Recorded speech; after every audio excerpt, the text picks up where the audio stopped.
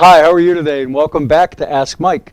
Today we're going to visit with the Chamber of Commerce President, Pat Brough, and we're going to have a conversation about the Manhan River Bridge and the inconveniences and future at that location. So stay tuned. So we're here today talking with Patrick Brough, President of the Chamber of Commerce. That is correct. We're going to talk a little bit about the Northampton Street Bridge, the Manhan River Bridge construction project, and the Chamber of Commerce has been pretty involved in shepherding that project as it's being constructed. So yep. Well, we've I remember back what was it, a year, probably just over a year, maybe even more than that, when the Mass DOT put together the information. Yep, we had an informational meeting. Meeting here at the city building, and asked anybody to come, and there were a lot of questions and a lot of concerns from a lot of people in the business community as well as the community as a whole as to what was going to happen. And one of the things everyone was really interested in having is some kind of conduit, some kind of person that would, or organization that would provide information as the bridge became closed and construction caused issues with traffic or anything related to this project, because we knew it was going to be a little bit of an inconvenience for some people with 22,000 cars driving over in that direction every day. They were looking for somebody to do that, and the Chamber we've been able to step up and help provide the information for the project. You've got some informational texts going out? We do a couple of different things. We have a newsletter that we're trying to put out at least once a month. Early in the stages, when there were a lot of things going on as far as the intersection work, we try to do that every couple of weeks. And now, because it's really down to one place that's being worked on, it's usually about every month we do that. The text alert system is something that we put together. It's something that we purchased, a system to allow us to send out messages that we used quite a bit during the early stages of the intersection work. We would send out messages when we knew that there would be one lane of traffic on certain days, or they were going to close an entire section for a certain amount of time, even if it was for a few minutes at a time. So that's really worked out well. We've gotten some good feedback. We have several hundred, I think we have around 250 people that have subscribed to that text alert system. Anybody can still subscribe to that system now. All you have to do is take out your cell phone, text the word Manhan to 96362, and it automatically sign you up. Mm-hmm. There's an easy way to get out of getting those texts. And we typically are sending typically 2 to 3 messages a month. So we're not overdoing it as far as things are. You're getting these text alerts saying that this is going on, or that the weather's nice today. But it's just really when we know that there's going to be things that are going on that are going to impact the businesses. And there's less and less of that now as the project is actually into the construction stage. Absolutely. Intersection work is done. Yep. There's no lane changes any longer. No, it's I think the motorists have gotten used to the fact that the bridge is closed. I would agree. And all of the you had a chance actually to see what happens on a pretty routine basis with public activities. Is that the first experience with it is kind of alarming. Yep. And then people get used to it. Yep. Yeah, I mean, it really was less than a week, and things really calmed down, and we knew that was going to happen. Everyone knew that was going to happen, but we changed the direction of which way people went, and it was, oh my God, this is going to be horrible forever, and it was a couple days, and everyone figured it out. Yeah, and so that's really, I think the Chamber's activity has been helpful to help allay people's concerns about are they going to know what's going on and that sort of thing. Now the bridge construction is scheduled to take 6 months. The road closure is scheduled to be 6 months. I know you've been having conversations, as we have, with management at the site, and things look like they're going very well. I would agree. I mean, we're, as of the taping of this today, we're at around 52, 53 days, somewhere in that general vicinity. And I would agree, everything seems to be running relatively smoothly, but it's a major construction project. Sure. Anything could happen, as you know. But I would agree. I think that they're moving along pretty well, and probably they're on or above or ahead of schedule from some of the numbers that I've seen. So. So this is part of the state's accelerated bridge construction program, and just for the viewers to understand is there's multiple ways to construct bridges, and conventional bridges are constructed by pouring concrete in sections, and you start at the base and you pour the concrete and you wait 30 to 45 days Right. for it to harden. You come in, you pour the next section, and that's a very long construction project because you're building each section separately. Each section has to cure. Yep. So the designers on this bridge construction provided the state with a new opportunity for a very unique sort of construction project. I think I believe you know some about that. So why don't you talk about it? I'll talk a little bit about going back to that whole conventional way of building a bridge. Right now there'd be carpenters lined up to create those forms to get all that concrete to put together the substructure of the bridge itself, and that would take, like you said, weeks if not months at a time. The new accelerated bridge program is actually something that's very innovative. Mass DOT is very excited about this program. They're going to be using what are called, I keep getting this backwards, but I'm going to try it anyway. It's deck bulb tees. Deck bulb tees is what they're called. And there are 8 of them that are coming. They're being created, they're being manufactured, I should say, in Vermont. They'll actually be here next week. I just came from the site a little while ago and talked to Dan from Mass DOT, and they're expected to have those deck T bulbs.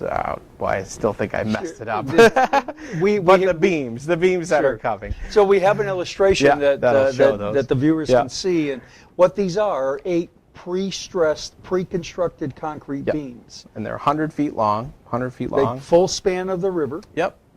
And they'll be able to put these in and then use the ultra high performance concrete around them to create this new structure, new bridge, if you will, that they're going to then put everything else on top of it, the blacktop, the sidewalks, everything that you see. But this is the base of that, which would normally take months at a time, is now going to take weeks. Sure, the top of the T's will be connected with this ultra high performance concrete. Yeah. And it's a pretty unique process, and the federal government is actually requiring the state to install devices that'll measure the flexibility of the bridge. Yeah, the way I understand it, there'll be a box that will be at one end of the bridge that they'll be able to tie in a computer and be able to check the stress levels as to how the bridge is handling the load that is being put on it. And because it's a new way of building things, they want to be able to say that this has worked and how it's working and what they can do to even make bridges quicker and make them more efficient. So this design originated in Canada, and that's where this ultra high performance concrete comes from, and it was actually tested by the Army Corps of Engineers at an ocean site in the initial stages of the federal government looking at it. But again, hasn't been used in Massachusetts, hasn't been used on a federal project in the Northeast. So that's kind of an important component of it. And we're really happy that the Federal Highway Administration has been flexible enough to allow this kind of construction. We're kind of I don't use the term guinea pig because it is a new type of construction, but it does allow what was originally billed as a 24 to 28 month project get done in 6 months. Exactly. And that's really huge for everyone who's impacted, but maybe mostly for the business community. Yeah, absolutely. The business community, some of the businesses have gone through this before.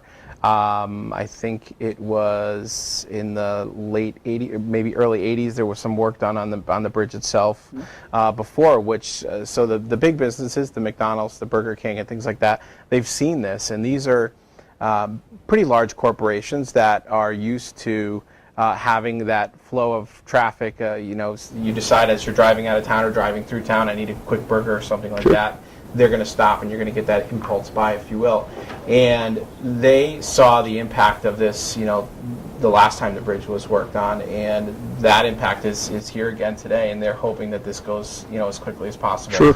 And some of the businesses are working together. I know that there are a couple of businesses, Harry's Pet Supply, I know, had worked out worked out a thing with True Beer, and asked them to if you went to Harry's and bought something there and brought a receipt, or no, it's the other way around. If you went to True Beer, brought a receipt to him, he would give you a discount. He'd give you a discount, on his products. And so that's a great way that the businesses are working together. they're doing some advertising. You'll see some things in the paper that they're trying to really get people to come over there, and it's really not that far to get to the other side. It's about a mile It's inconvenience. It is, but in the grand scheme of things, it takes you an extra 2 or 3 minutes, maybe give or take, to drive around. If you're looking to get your favorite pizza from Adamo's or Papa George, or you're looking to go to Tasty Top for that matter, that you can still get there. But the businesses have been impacted, and they're looking to see this go as quick as possible. True Beer, I think, Probably the most. Probably the most, just because he's kind of on an island himself over there. You can get there, just to let everybody know. You can. Sure. There are signs that say that the bridge is closed, but you can definitely go around. The traffic is open if you come off the Rotary. You can come down Northampton Street, stop it, and tell Sam I told you to say hi. Yeah, great spot to go. True Beer's really been the most inconvenienced, I think. Yeah, absolutely. There's still a lot of through traffic going down Northampton Street on the west side of the bridge, primarily because of the West Street access. Yeah, and so people are using the West Street corridor sort of as an alternative detour, and so there's still some traffic going by. I try to get out there a couple of times a week to do some shopping, and I noticed that there's still quite a lot of traffic. I mean, not the 22,000 cars a day, and certainly not the kind of traffic that those businesses are accustomed to. Right, and there are a couple of businesses that kind of rely on those that everyday traffic going by, where someone's going to stop and may see something. I mentioned the couple of fast food places, the ice cream places, but also the car dealerships that are there. Hardware store. Cernak Buick and Nicky D's. You're driving, taking a drive through Easthampton, and you see one of the cars in the lot. That may be the spot that you stop to do that. But it's the same thing. Yeah, the hardware store. There are 28 chamber members, but there are probably 100 businesses between the bridge and O'Neill Street that are impacted by this. So they're very excited to see this process moving as quickly as possible. Sure, and I would bet that the state will be plowing that road for the first storm, and the bridge will be wide open. I would agree. I think my calculations, I think if I did the math right, I think early November would be the 180-day mark. Somewhere, I'm sorry, it's early December. I think maybe it's the end of November, towards the end of November, I think was the 180-day mark. So I think we'll know really in the next couple of weeks, how close they're going to be to that deadline. Well, they're doing the final pouring on the substructure. The beams you mentioned will be in a week or two. They should be able to set them relatively easily. It's a single. These are crane sets. They're going to use large cranes. It's going to go pretty quickly because you have a single span. Right. So you've got no center supports, and once these beams are set, you have a deck. Yeah. So that's the real part of the speed here, is how fast you're going to be able to have some place where you can pave. And so once you've got a deck up, then putting in concrete sidewalks and paving is fast work. Yeah, absolutely. It's relatively fast work. And I think Northern Construction has been doing the best that they can. I know they also did the work on the bridge in Chicopee, I believe, and finished that one well ahead of schedule. So I like to hear that the companies that they're working with have finished ahead of schedule. So that's always a great thing to hear. Yeah, it's helpful for everyone. So vehicles can't get by the bridge, clearly, because there's a detour and there's this big hole where they can't drive. Big fence. But pedestrians and bicyclists, how are they dealing with it? They can. The part of the project was that they installed a pedestrian bridge that goes over the river, and anybody can go across that. The day that they closed the bridge to start the demo work, they opened up the pedestrian bridge, and it's gotten a lot of traffic.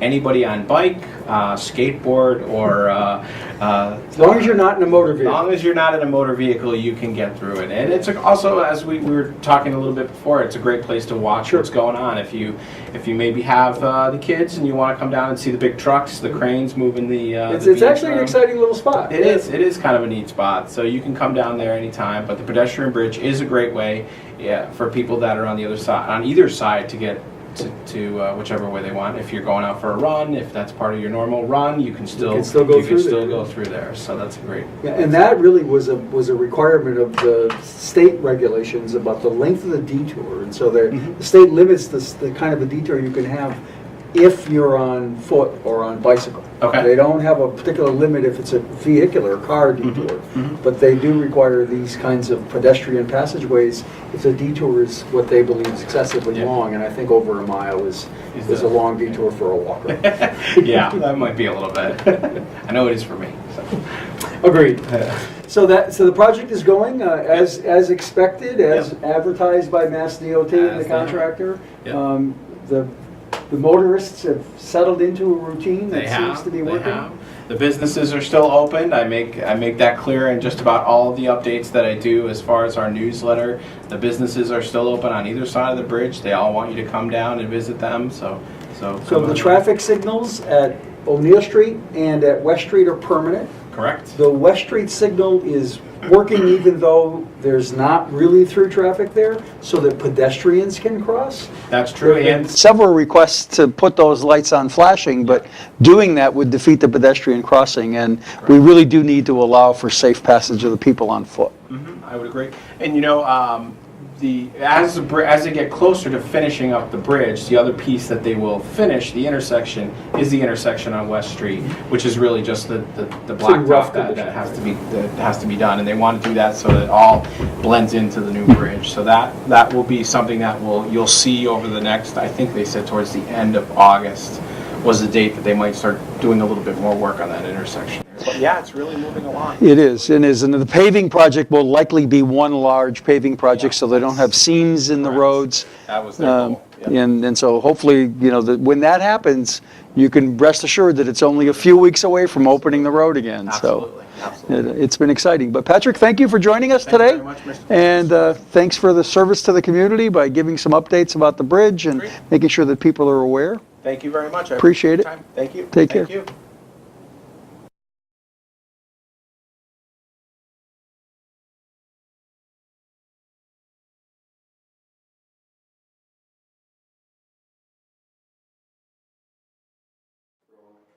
Okay.